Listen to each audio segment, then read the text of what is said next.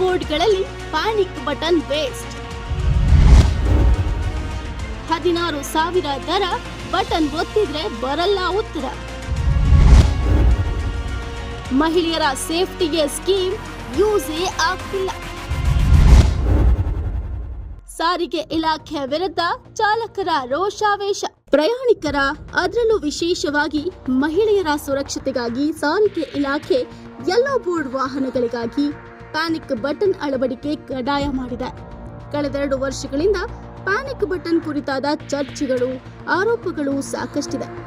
ಇದರ ನಡುವೆಯೂ ಸಾರಿಗೆ ಇಲಾಖೆ ಕೇಂದ್ರ ಸರ್ಕಾರದ ಆದೇಶ ಇದು ಜಾರಿಗೊಳಿಸ್ತೀವಿ ಅಂತ ಪ್ಯಾನಿಕ್ ಬಟನ್ ಅಳವಡಿಕೆ ಕಡ್ಡಾಯ ಮಾಡಿತು. ಪ್ಯಾನಿಕ್ ಬಟನ್ ಅಳವಡಿಸದಿದ್ರೆ FC ಆಗೋಲ್ಲ, ಗಾಡಿನ ರೋಡಿಗಿಳಿಸೋ ಬಿಡಲ್ಲ ಅಂತೆಲ್ಲ ಎಚ್ಚರಿಕೆ ನೀಡಿದ್ರು.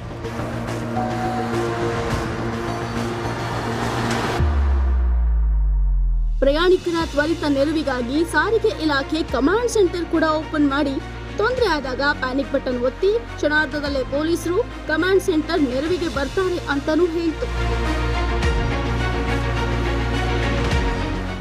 ನಾನು ನಮ್ಮ ಕಾರ್ಗೆ ಇದು ಪ್ಯಾನಿಕ್ ಬಟನ್ ಹಾಕ್ಸಿ ನವೆಂಬರ್ ಅಲ್ಲಿ ಹಾಕ್ಸಿದ್ದು. FC ಬೇಕೇ ಬೇಕು ಅಂತೇಳಿ 14,500 ರೂಪಾಯಿ ಕೊಟ್ಟು ಇದು ಹಾಕ್ಸಿದ್ವಿ. ಏನು ಪ್ರಯೋಜನ ಇಲ್ಲ. ಹಾಕಿ ಅದು ಕಾಲ್ ಸೆಂಟ್ರಿಗೆ ಯಾರಿಗ ಫೋನ್ ಮಾಡಿದ್ರೆ ಯಾರು ರೆಸ್ಪಾನ್ಸ್ ಇಲ್ಲ. ಇದು ಪ್ರೆಸ್ ಮಾಡಿ 3 ಪ್ರೆಸ್ ಮಾಡಿದ್ರು ಯಾರು ಏನು ಕಾಲ್ ಬರಲ್ಲ, ರಿಟರ್ನ್ ಏನು ಕಾಲ್ ಬರಲ್ಲ, ಏನೂ ಇಲ್ಲ. ಸುಮ್ಮನೆ ಹಾಕಿ ಅದು ಟ್ರ್ಯಾಕು ಆಗ್ತಾ ಇಲ್ಲ. ಅದು ಟ್ರ್ಯಾಕ್ ಆಗುತ್ತೆ ಅಂತ ಹೇಳಿದ್ರು, ಅದು ಟ್ರ್ಯಾಕು ಆಗ್ತಾ ಇಲ್ಲ. ಸುಮ್ಮನೆ ದುಡ್ಡು ದಂಡ ಇದು. ಅದ್ರ ವ್ಯಾಲ್ಯೂ ಬಂದು ಒಂದು 2-3 ಸಾವಿರ ರೂಪಾಯಿ ವ್ಯಾಲ್ಯೂ ಇರುತ್ತೆ. ಸುಮ್ಮನೆ ಒಂದು ಲೈಟ್ ಬರುತ್ತೆ, 3 ಬಟನ್ ಕೊಡ್ತಾರೆ, ಇದಕ್ಕೆ 14,500 ರೂಪಾಯಿ ತಗೊಂತಾರೆ. ಇದರಿಂದ ಲಾಸ್ ಆದ್ರೂ 16,000 ಕೊಟ್ಟು ಪ್ಯಾನಿಕ್ ಬಟನ್ ಅನ್ನ ರಾಜ್ಯದ ಕ್ಯಾಬ್ ಚಾಲಕರು ಹಾಕಿಸ್ಕೊಳ್ತಾರೆ. ಆದ್ರೆ ಪ್ಯಾನಿಕ್ ಬಟನ್ ವರ್ಕ್ ಆಗ್ತಿಲ್ಲ ಅನ್ನೋದು ಗ್ಯಾರಂಟಿ ನ್ಯೂಸ್ ನ ರಿಯಾಲಿಟಿ ಚೆಕ್ ನಲ್ಲಿ ಬಟಾ ಬಯಲಾಗಿದೆ.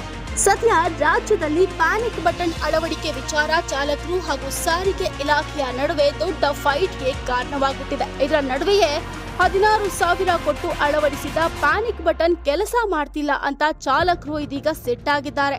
ಕೇವಲ ದುಡ್ಡು ಮಾಡೋಕೆ ಚಾಲಕರ ಬಳಿ ಕೊಳ್ಳೆ ಹೊಡೆಯಲಾಗಿದೆ ಅನ್ನೋ ಆರೋಪ ಕೂಡ ಇದೀಗ ಕೇಳಿ ಬರ್ತಿದೆ. ಈ ಸಂಬಂಧ ಸಾರಿಗೆ ಇಲಾಖೆ ಏನ್ ಕ್ರಮ ಕೈಗೊಳ್ಳುತ್ತೆ ಅನ್ನೋದನ್ನ ಕಾದು ನೋಡಬೇಕಾಗಿದೆ. Shami Shetty, metro bureau, guarantee news, Bengaluru.